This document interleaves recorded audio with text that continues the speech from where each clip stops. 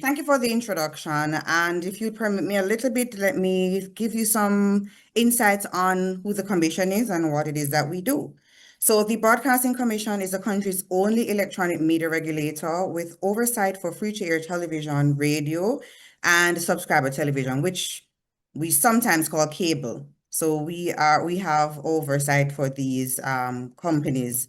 We ensure that they operate according to the stipulated standards set out in the regulations and also the Act.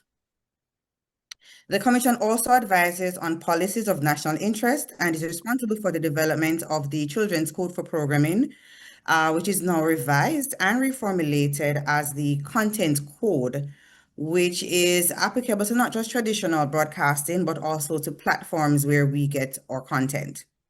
The Commission is also the chief promoter of digital literacy for all Jamaicans and have developed what we now call the Digital Media and Information Literacy Skills Framework. Now, this framework is a guide to digital skills that we'll be talking about later on, deepfakes and misinformation, knowing how to handle those. And it's we're also steering the country into the digital switchover. This is where we'll be moving from an analog feed to a digital feed, and Jamaica, by extension of that, is the third country in the world, to have moved from, again, analog to ATSC 3.0. So that's the commission in a nutshell. I will now jump into my presentation. So, own your vibe. The society as we live in now encourages us to be our best selves, the best versions of ourselves. And that is great. That is encouraged, and I'm glad for that. It also encourages us to show our prosperity. So things are happening for us. Let us be happy about it. Let us put it on. But what it does not do is it doesn't tell us or encourages us to protect what is unique to us. And that is our image, our vibe, what makes us who we are. And in this context, image includes the physical image, your face, your body, how it looks, your digital image, the digital footprint, your voice, your personalities, your creatives, and even your preferences. And this is where you talk about algorithms and that type of thing, right? So this is also where digital media and information literacy comes front and center.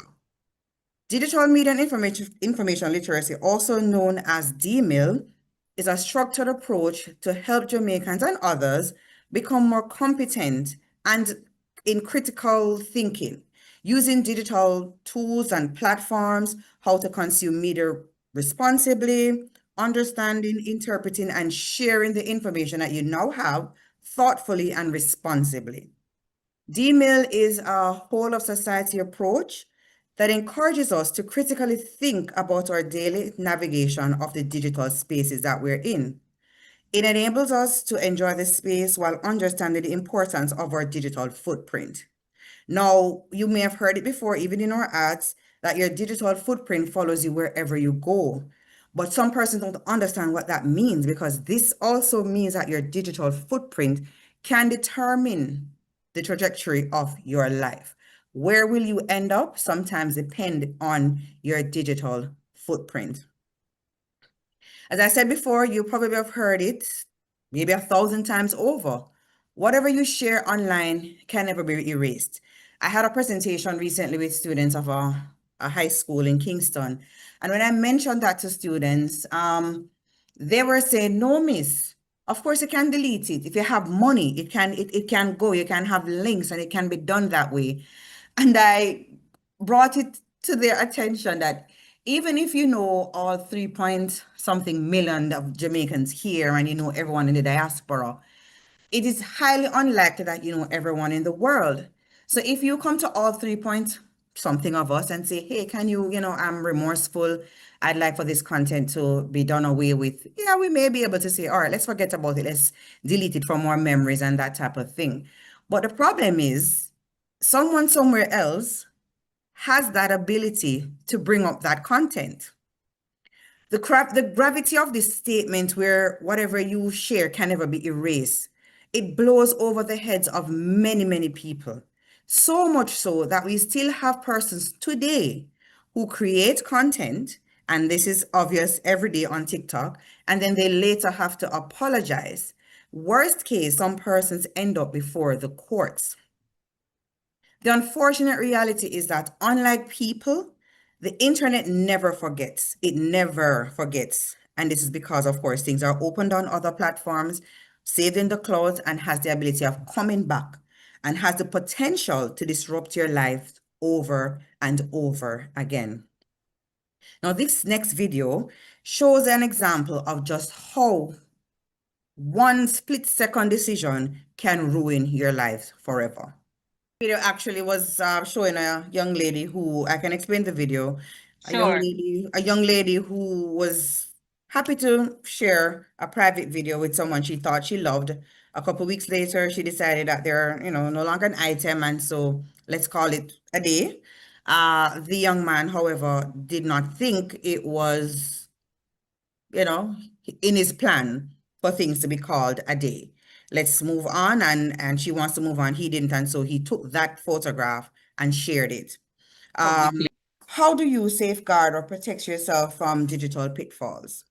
First, let's define some of the terms that I'll be using. Misinformation. You would have heard that term before somewhere, somehow. We have disinformation, and there's also deepfake. Now, misinformation is false, inaccurate, or misleading information that is shared without the intent to deceive, while disinformation is a deliberate creation and sharing of false information with the intention to deceive, manipulate, or harm. So the difference between both of them is that one has an intention. So let's say you heard something, and let's use an example. You are in the town square and you hear that there is a rush of water coming there. And without thinking, because you are of concern for your friends, your family, you want everyone to get away. So rather than thinking, is that logical? You quickly share that information. That would be considered misinformation, because rather than thinking it through, getting the correct information, you missed the truth and you shared it. Now, let's say you're in the town square and you wanted the square to be cleared out so that you can do a cartwheel without embarrassing yourself. And you decided you need to pull a prank, right? And you want everyone to rush and leave the square so it's free for you alone. Now, that would be an example of disinformation, because your intention was to create harm, to deceive someone, to let everybody go away so that you can have the town square for yourself. So the easiest way to remember that is misinformation is missing the truth, while disinformation is a disregard for the truth. Now, deepfake are AI-generated synthetic media that can convincingly mimic real people's faces, their voices, and their actions. We would have seen in recent times that these types of videos, these type of content have drastically improved. Before now, when I was doing presentations, probably probably not so far back, 2 years ago, we would say in order to identify a deep fake, you would look at the synchronization between the lips and the sound you're hearing, or we look on the hand, because chances are they weren't getting the hands right, they weren't getting the facial features right. Technology has flown past that now, and so people content look real. And so being able to identify deepfake is not impossible, but increasingly hard to combat. Now, outside of investing in technologies such as IPU flash mark, that will help you to be able to pinpoint when something is real or AI generated, we have to use what we call digital literacy. That is your immediate line of defense. It is far less expensive and in most cases free, and it can be updated just as you would have updated any other software. Maybe not as fast, but it can be updated if you are interested in, making yourself pliable to learning. Being digitally literate will help you to make informed decisions, thereby lowering your chance of damaging your digital footprint. Now, your digital footprint, as was mentioned before, it follows you wherever you go. So before now, what we would do when persons are trying to find out what are you using, you use your IP information. Now, Everything that you go on is asking you to link either through your Facebook, your Instagram, or your email addresses. And even when you try, in some instances, to use another email address, the system you're using, recognizing based on certain things that this is one and the same person. And so you will realize that you're getting the same sort of information, right? So your digital footprint never really leaves you, especially now in this age where things are so easy to come by. So moving forward, adopting the components of digital media and information literacy, or DMIL, as it relates to your personal and professional life, will equip you and empower you to critically think about your daily navigation of the digital spaces. So yes, you want to be able to prepare yourself when you're going online. You're going to be seeing things. You're going to have fun while you're there. But the truth of the matter is, your posts, your content, your likes, your emojis, they say something about you. And sometimes we will say, it's just a like, it's just a laugh. But when you say something, when you click on something, you're endorsing something. It's not enough for you to just know how to use your phone to make a post, to create content. There are other digital skills that you will need to sharpen in order to navigate that digital space effectively. That are necessary for your safety and for your productivity. For you to be able to identify and use certain hardwares and technologies to your benefit, to articulate information properly, to store it, to manage, to locate it, to use it to your benefit, to protect your devices, the content that you create, and the privacy in your own digital environment. The Broadcasting Commission's website has much more information on DMIL and how you can use it to protect yourself. And you can visit the website and you can find that information. You will also need to be deliberate in your online behavior, and adopting these habits can help you on that journey. Think before you share. Now, in the video I was hoping would share, in that video, it would show you where, sorry, this is a model of what the email would look like. In that video, it will show you how this young lady had shared a content. I would want for you to understand that once you share a content, whatever it is that you share, once you share it, you can't take it back. You have no control over where it goes after that, who uses it, or how it is used. So you decided that you're going to enjoy the weekend and you would have made a funny joke, a funny video, and you posted it. In your excitement, you've posted it. Someone may not be in your corner and decided that they're going to manipulate this image. And so you have to be mindful about the things you're sharing. How does the background look? Is it, telling on me? Is it showing my parents? Is it showing my sister who is not in a proper suit? Or is it showing my address? Those type of things. Verify all information before sharing it. Now, in many cases, we crave information these days. It is almost as if we're not getting information, we feel as though we're going back in time. And so some persons feel the need to share, share, share, share, share. Now, in this haste to share, sometimes we are enabling misinformation and sometimes disinformation. And in some cases, if you share without verifying, you can actually tarnish your online image, thereby eliminating or significantly reducing your opportunity for work.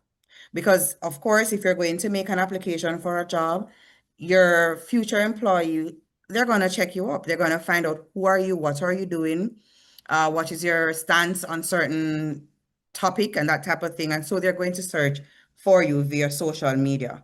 Scholarship. There are some of us among you who may want to be athletes. And then you may also be online berating a certain brand or, saying certain things. And so you may just miss out on a scholarship that could take you further in your athletic career. And of course, travel. We had mentioned that in the breakout room about travel. Recently, the US Embassy announced that it now requires persons to adjust their privacy settings when they're going for a US visa. This will allow them to review your social media posts before coming to the interview. So that is very serious, but that was being done before. It's just that now that they've recognized that many persons have privated their handles, that they're now saying, hey, you really need to. Because on the application before, they would ask you for your social media handles. So they've recognized that some persons' platforms are private and they need to know what it is that you're saying about certain topics, right? So you need to be mindful of what you're posting because it can take opportunities from you that you can use to further yourself in life. It can pull you back rather than push you forward. Unless you're doing advocacy or something of that sort, be mindful of what it is that you're sharing. Now, before sharing, consider using reverse image technology. This can help you to verify the image that you're going to share. And of course, I will always implore for you to check the sources. Check the source that you got the information from. Is this source known to be one of those that share, salacious type information, credit in, things that are not so true, but kind of true? Be mindful of it because you may be sharing it, yes, for the fun and for the joke. But when it comes to a serious matter and it's time for you to be interviewed or for you to be investigated, it may look a little bad on your end. Consider using aliases when you have your social media pages, right? Aliases or change up your name, change up something about it, right? So that your page is not so easily identified and that your images won't be used as without your consent. What many persons don't understand is that or click yes or I've read and understood in our attempt to be part of certain social media platforms, a lot of the fine print will tell you that you're giving these persons access to your images. Now, if your profile or your page is free or open, then you're giving persons outside of your circle access to your videos, to your images that they can use and manipulate and possibly create these type of deepfake videos that you're seeing, right? Consider, of course, making your page private and only limited to the persons that you want to see, unless, again, you're online for advocacy or you're an influencer, but even so, you have a personal life that you would need to keep away from the general public. Hey there.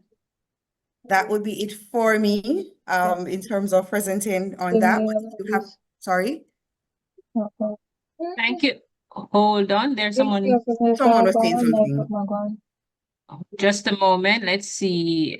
You know, Someone, let's just mute right there, everyone. Okay. All righty. That was Miss. Oh, sorry. Miss Mrs. Linton, but let me just a last point. I just Yeah. wanted to point out that in your bid to protect yourself while you are online, there is no one way to do so. It is a mix of your efforts. So use technology to your benefit. Create Google alerts and other types of alerts so that you're able to see how your name or how your images are being used outside of your control. Digital literacy, I'll always champion that because that helps you to know what next to do. So there's no one way to protect yourself per se from that, but you can use a medley of defense to help to protect you online.